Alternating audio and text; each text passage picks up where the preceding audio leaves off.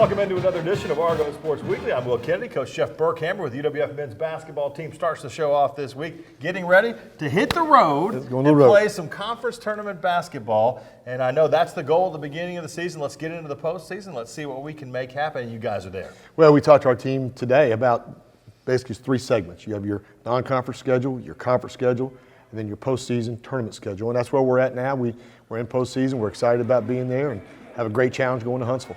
You guys had this weird thing we talked about on the show last week where at the end of the season you get these buys and you only play really twice in the last 2 weeks of the season. It's a chance to, I know, practice a little bit more, maybe rest up and get some bodies healthy for the tournament.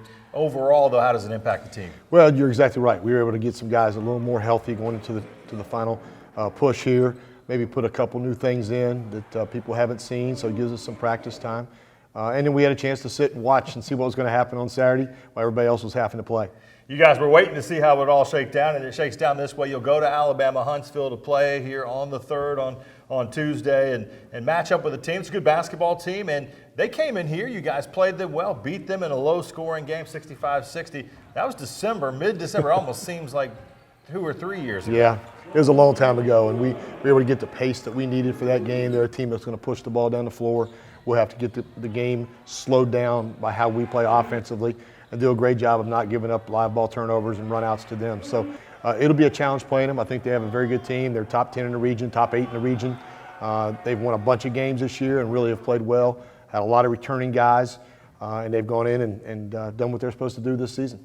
Looking back at that game back in December and looking at the numbers, you know, John Brown had his 20 as he kind of got, and Tariq had a good game with 15. Daniel Sofeld in that game, 18 points, and do you kind of need him to kind of catch fire a little bit in this tournament and give you that outside shooting? Yeah, I went back and watched the tape, and he got a lot of shots in that game, and you know, the more shots he gets, the better. Obviously, we love when he gets open and feel like he's going to make open shots, and if we can get him more shots, that's great. We got to get Connor some shots. We got to make sure John and Tariq are involved, and of course Cameron's been playing very well. So a variety of guys kind of take what the defense gives us. Cameron had a real good game in a tough loss to Valdosta, who's a top 10 team to finish the season up last Thursday night.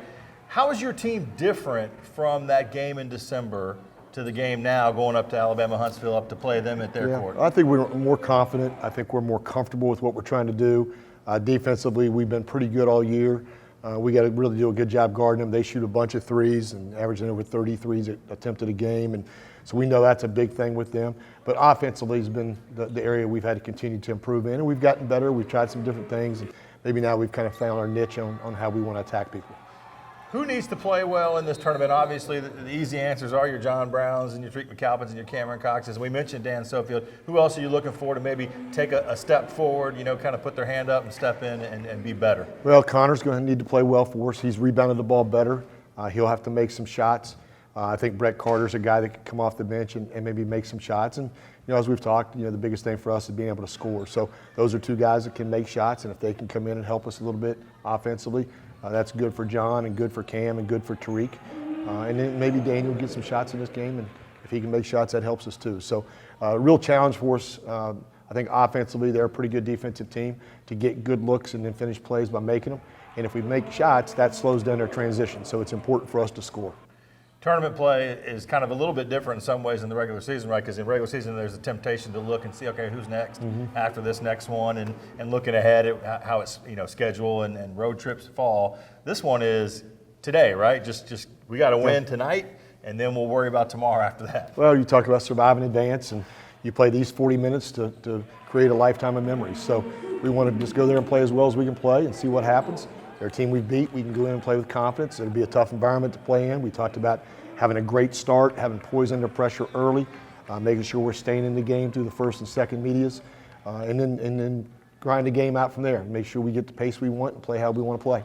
You've been on both sides of it. I know you'd rather be at home, rather be the higher seed, but sometimes going on the road and the pressure's on the home team and the higher seed. Can you use that underdog role a little bit? Well, you do have a little bit more pressure, and there's a few more things you're taking care of and doing instead of really concentrate maybe on your team. So going on the road, you get to just go to the hotel and relax, and you get to really concentrate on the game. There's not a whole lot of distractions, and you go in ready to play, and hopefully that's what we'll do. I hope so. Some March magic. Get it going up there in Huntsville. We look forward to talking to you again next week. Coming up next, we'll dive in and wrap up the women's basketball season with Coach Stephanie Lawrence Yellin right here on Argo Sports Weekly.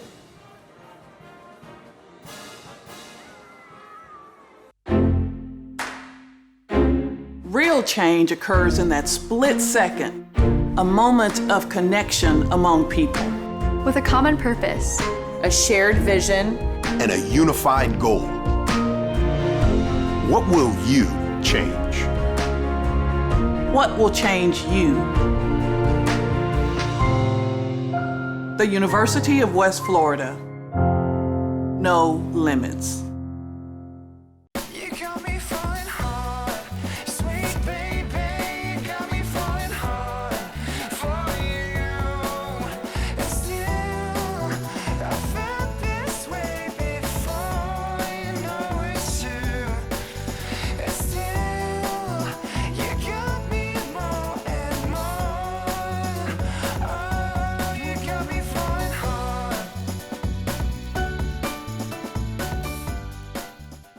What does Argo Spirit look like? Is it finding the perfect Argo outfit to show your team pride? Is it giving back while getting your pre-game grub? Or is it connecting with your community in the perfect spot? At Penn Air Federal Credit Union, it's being a proud sponsor of UWF Education, the Alumni Association, athletics, Penn Air Field, and having a spirit of communerosity. Learn more at pennair.org/aboutus.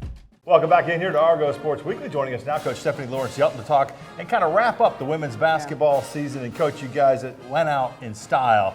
And I know as a coach, it's a difficult year sometimes, and you have challenges and hurdles that you got to try to get over. Yeah. But only a handful of teams get to finish their season with a victory on the home court. I thought it was a great crowd Thursday night. And you honored a senior, and she went out and left it all on the court. Yeah, it was a wonderful night on Thursday night for all of those reasons and then some. You know, although our total win-loss record wasn't what we wanted as a team, we finished the season with a win against our rival in our conference. Faith Franklin had an amazing night. Her and her mom sang the national anthem. It was amazing. But I think one of the bigger pictures for our team this season is that although the wins-losses didn't pan out the way we wanted to, 9 of our 10 players that were in uniform this year hit personal best, whether that's points or rebounds, assists, or steals. I mean, 9 of the 10 across the board in every category were hitting their personal best. And I think that's a big stepping stone for our young team. We've told the story here throughout the season on Argo Sports Weekly, and truly for those out there that maybe kind of heard a little but didn't understand, when you go through a season and at times you got 7 healthy bodies and different injuries before the year started, during the year you lose a freshman early on and Mary Denman-Luker that I know you were kind of counting on to put the ball in the basket. You end up with a volleyball grad assistant and a volleyball player on the team. You know, not things that you can account for before the season starts, and you have to roll with the punches.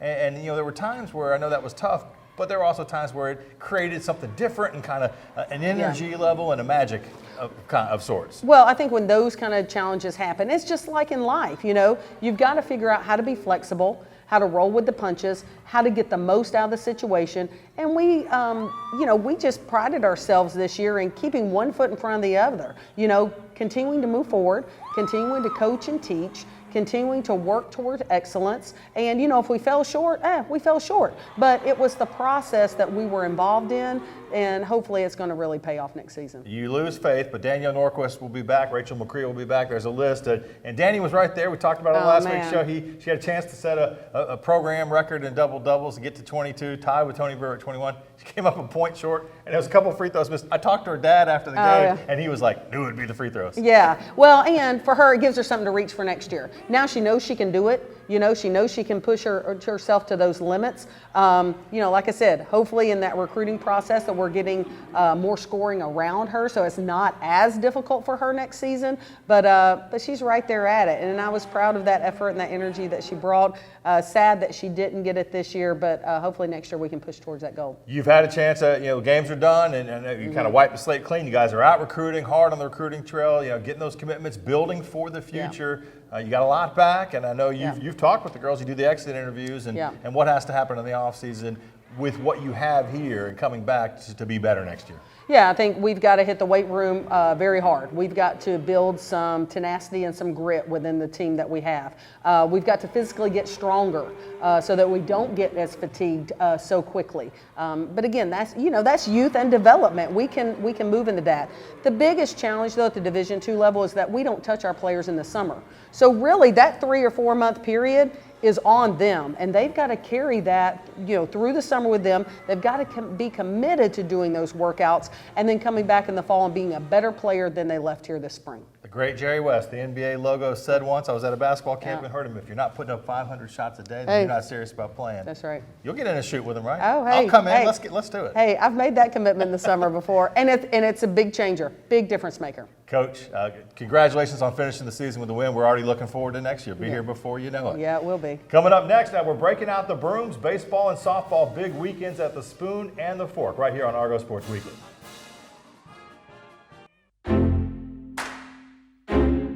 Real change occurs in that split second. A moment of connection among people. Change is inclusive. Change is collaborative. Change is transformative. Change connects. Who will you connect with? What will you change? What will change you? The University of West Florida. No limits.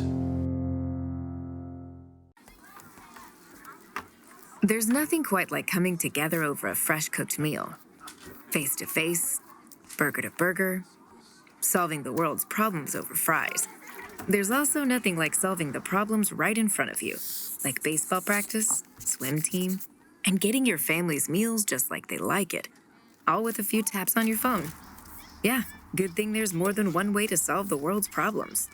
Good thing there's Whataburger.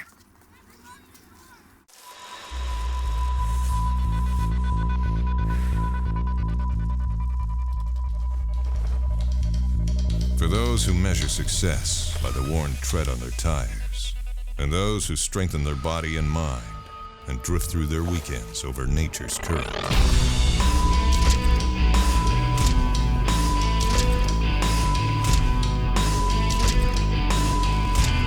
Andrews Institute, for those who move. Welcome back in here to Argo Sports Weekly. Let's get into some softball. Coach Ashley McLean joins us now. It was a good weekend out there at the Spoon and the Fork, and we've touched on that here in the show. You guys brought Delta State in, and I know you've been close. You've taken 2 or 3 in a series, and looking for that first sweep.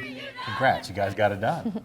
We did. Saturday was super fun. The girls came out swinging. They had hot bats, and our pitching did really well. And then Sunday we wanted to make it a little bit interesting, and we waited till the end to score. So it was a good weekend overall, and I was excited for baseball and softball to get the sweep. I texted Jeff Coat last night, the Brooms. It's always fun to see when you get sweeps on both sides and you dominate as a program and as a school. I know you love to see crooked numbers go up on the board. You mentioned Saturday in the sweep of the doubleheader. You guys were able to do that, put a lot of runs up there. And what was the key for the girls, at the plate especially?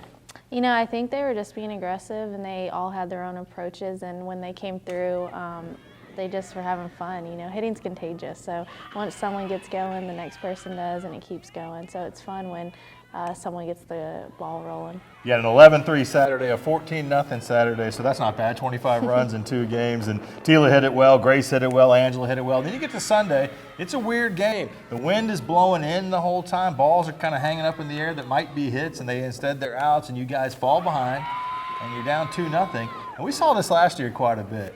You get a big rally. This time, in this case, the 6th inning, including a home run on a windy day that I thought, Angela goes out there and bombs one. Yes, she does. I think the girls were doing what we asked, hit the ball down, don't try to pop it up because that wind's going to take it. And everything we were hitting was going right to them. And sometimes that just happens. That's part of the game. But they kept sticking with their process. And then the top of the lineup got it going for us again. And Angela came in with that big hit with that wind blowing in. So that just got everyone fired up. And then we put some people in that came off the bench, and they were very successful. Yeah, you needed a couple hits to take the lead after tying the game up, and you got that kind of from the back half of the lineup, and that's important. We saw that a lot during last year. So you get the sweep over the weekend, and now this is one of those weeks, we talked previously on the show about, it's a little bit slow early in the year outside of the tournaments you played to start things off. Not anymore. You guys got games, a bunch of them coming up, 2 midweek here, and then another series at home with West Georgia coming in. How do you kind of balance all that out this week? We just make sure that their bodies are taken care of, and we're going to have lighter practices, and then, it's game time again. So I'm excited for this week. Hopefully the rain will stay off for us and let us get our games in, but it's going to be a fun week, and then we have another tough weekend ahead of us with West Georgia coming in. And I wanted to ask you, of course, wins for Grace and wins for Kelsey on Saturday, and then you get your freshman in there, Megan, and really she battled on a windy day when the conditions were a little bit tough, and she was behind for much of the game. Good to see her hang in there. Yeah, I mean, she's done great for us this year, and she's already showed her true freshman self. And, you know, she struggled a little bit, but she got her outs when they were needed. So I'm very proud of what she's doing right now. Hey, just to double check again, Palm Beach, Atlanta coming in for a doubleheader. So you got a doubleheader on Tuesday, and then you turn around and play Christian Brothers again on Thursday, another doubleheader, and then we'll get West Georgia. Whew. Yeah. You're going to be tired. We You're going to be are. worn out. We are, but it's fun. It's what we live for during this time of the year, and so we're excited to host PBA. We've already played them once this year, and it was a really good game, and then have CBU come in, so we're excited. Lots of opportunities for the Argos to put some more stats up, grab a few more wins, and we got a chance to check in with Tila Howard after her sensational weekend. Each week here on Argo Sports Weekly, we like to spend some time with our student athletes, get to know them a little bit better, and especially when they're playing well. Tila Howard, sophomore, Gulf South Conference Freshman of the Year. Can we still bring that up? Yes, sir. Oh, yeah, yes. I think I'd put that on a business card and hand it out to people. You guys are coming off a sweep over the weekend. We talked with Coach McLean about that. You're capable of hitting the home run, but I mean, I think I saw it on Sunday. You know, laying down a bunt right between some people. You're fast. Everybody knows you're fast, and that puts pressure on the defense, does it? You're aware of that and trying to force them into maybe making a mistake? Yes, sir. I mean, that's part of my game is small ball, and then knowing that I can rattle people doing that, and it's just trying to get them to make errors. I know I probably won't beat it out every time, but knowing that I can make the defense make errors is part of my game.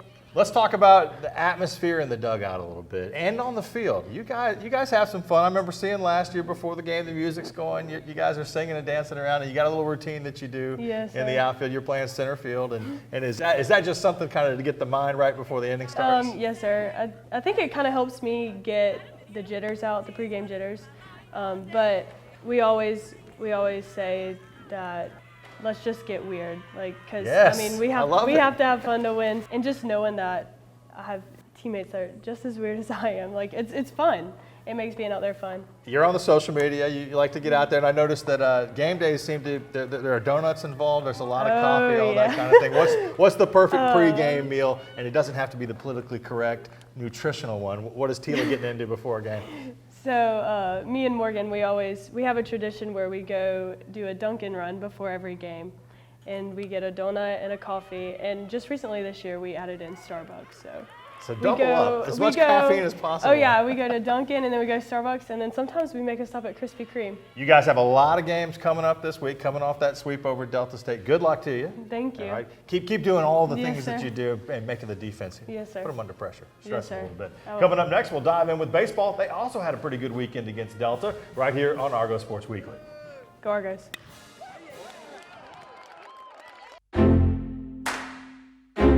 Real change occurs in that split second, a moment of connection among people.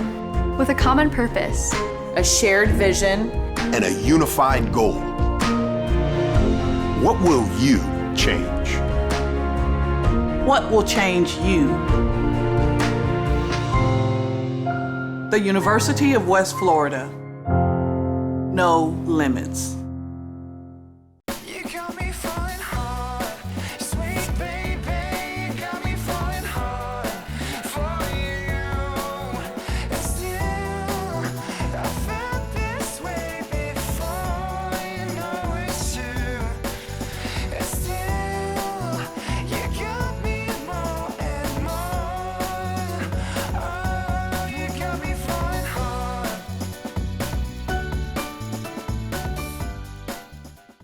Welcome back into Argo Sports Weekly. Coach Mike Jeffcoat joins us now to talk a little baseball, fresh off a weekend sweep against Delta State, and busy to start the week. Games here with Nova Southeastern. You got a lot going on. Yeah, we do, and hopefully we can keep the momentum from a great weekend sweeping Delta State. That doesn't happen very often. I think one of these guys brought up the stat first time since 2010, so it shows the quality and the consistency that their program has had. And you know, for us to do that this year, it's always a big plus to sweep anybody in conference, but you know, we played well. We hung on yesterday. Thought we had a lot of opportunities left out there. Thought we could have put them away.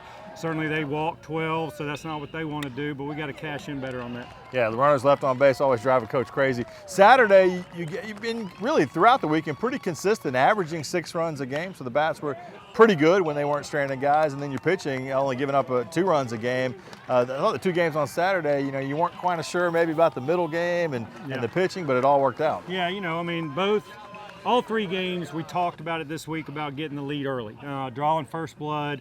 We did that. We were able to play with the lead instead of playing from behind in a couple of the losses that we had, let late lead slip away, but kept the lead, kept the pressure on them, and then we're adding to the lead a little bit. And again, yesterday we got out to the 6-0 lead and kind of hung in there and let them come back, but we showed some resiliency, and you know, now we're going to see the depth of our pen starting tonight and tomorrow. This is where you find out about the arms. That game 1, the first game, Daniel Floyd, 3-0 now in the season, 9 innings pitched, and we just got news he's the Gulf South Conference Pitcher of the Week. He was strong. Much deserved.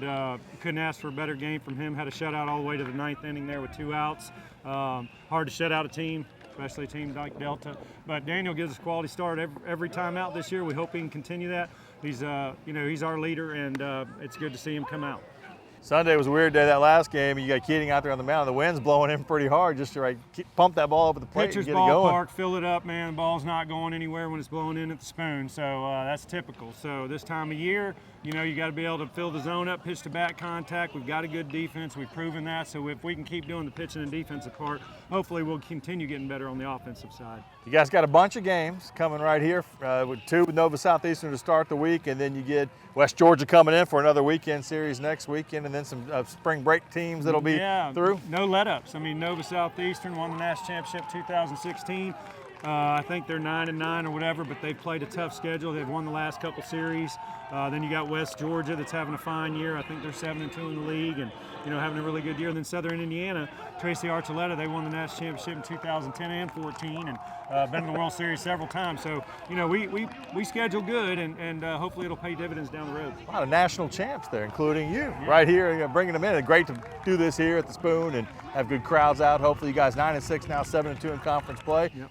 That's not a bad mark early in the season. Yeah, it seemed like it took forever climbing back to 500 when you open up getting swept at Florida Southern, but we used it as a life lesson. The team has responded well. Got a lot of season left, but I like the direction we're moving. All right, Coach, good luck against Nova Southeastern, and everybody get out here for West Georgia doubleheader on Saturday as well, and then a single game on Sunday. Good luck to you guys. Coming up next here on the show, we'll have a little fun with the vlog, and then we'll also dive into some of the other spring sports right here on Argo Sports Weekly.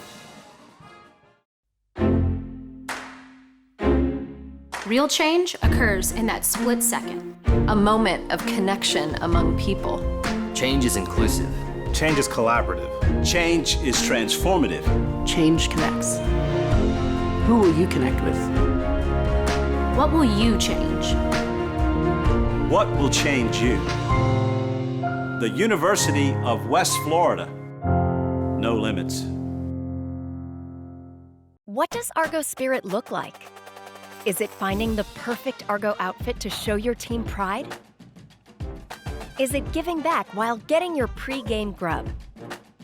Or is it connecting with your community in the perfect spot? At Penn Air Federal Credit Union, it's being a proud sponsor of UWF Education, the Alumni Association, athletics, Penn Air Field, and having a spirit of communerosity. Learn more at pennair.org/aboutus. Welcome back into Argo Sports Weekly. We got to have a little fun, as we like to do from time to time, and we check in with our vlog crew, Maya and Megan Grace. It's a little 2-on-2 with John Brown and Tariq McAlpin. Hey Argos, I don't know if you guys can tell, but me and Maya are here once again on the basketball court. This is now our 3rd time trying to play basketball, so now we're gonna go against some basketball players. Would you guys like to say anything? All right, so let's play some basketball.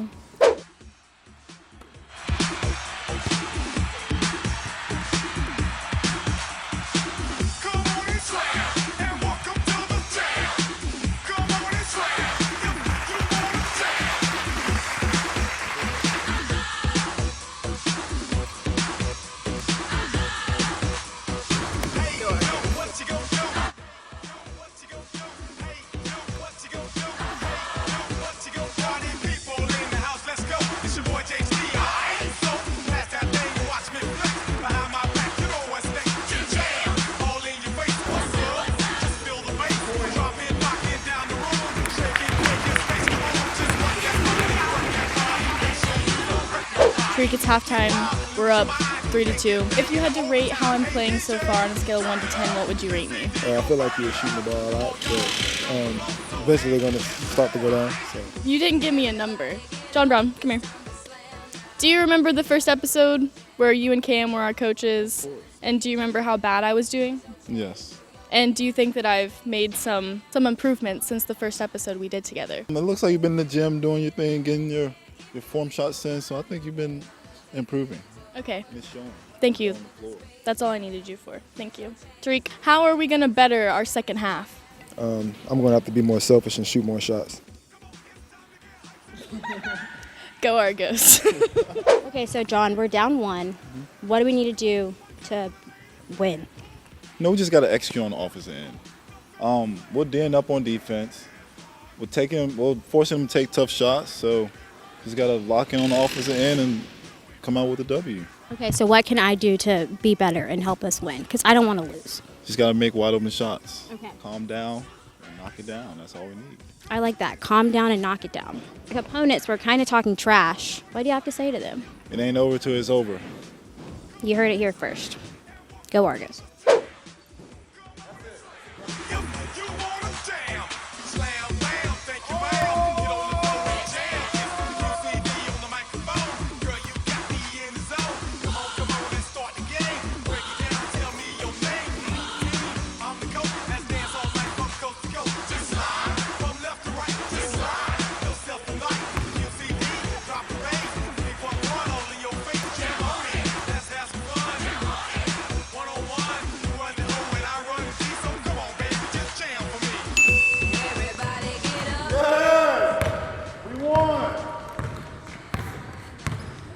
Great job.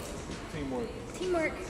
That was the last basketball matchup of the season. John, how are you feeling about our win? We were down going into halftime, but what do you think happened in the second half? No, all the good teams fight back from adversity, and that's what we did. And because we're a great team, and winners always going to win. So, Megan Grace, how are you and Tariq feeling right now? We pretty much let them win, to be honest. In the past vlogs, me and Maya have gone head-to-head in some basketball challenges, and I've always come out on top. So, since this was our last and final one, I felt that it was the right thing to do to let Maya get a win. I've just been improving all year long, practicing. My coach never gave up on me, so consistency, positivity. I just really had to come out and prove the haters wrong, prove my coach right. I just did what I had to do with the great coach. Of course, spring season is upon us. Lots of other athletic events going on. Men's tennis was out in Oklahoma City at an indoor tournament there. They win 1 of 3 matches against some pretty tough competition. They beat Wingate in the first match, but then losses to Barry and Hawaii Pacific in 2 very close matches. They will be at home on the 8th of March against Texas Tyler. The women have had a little time off, but they'll host St. Leo on the 7th and then Texas Tyler on the 8th. How about our golf teams? The men are in the Las Vegas Desert Classic this week. 2 days of action out there, and then the women will be down in Windermere, Florida, taking on other teams in the Peggy Kirk Bell Invitational. That is the 9th through the 10th. And the swimming and diving team qualified 11 between swimming and diving for the NCAA championships up in Ohio. That starts about a week and a half coming up here on the 10th and 11th for that event. And as always, check in with GoArgos.com for the latest on what's coming up with the schedule. You can see all the results, see features from this show, and also just get all the latest insight into the University of West Florida and the athletic program here.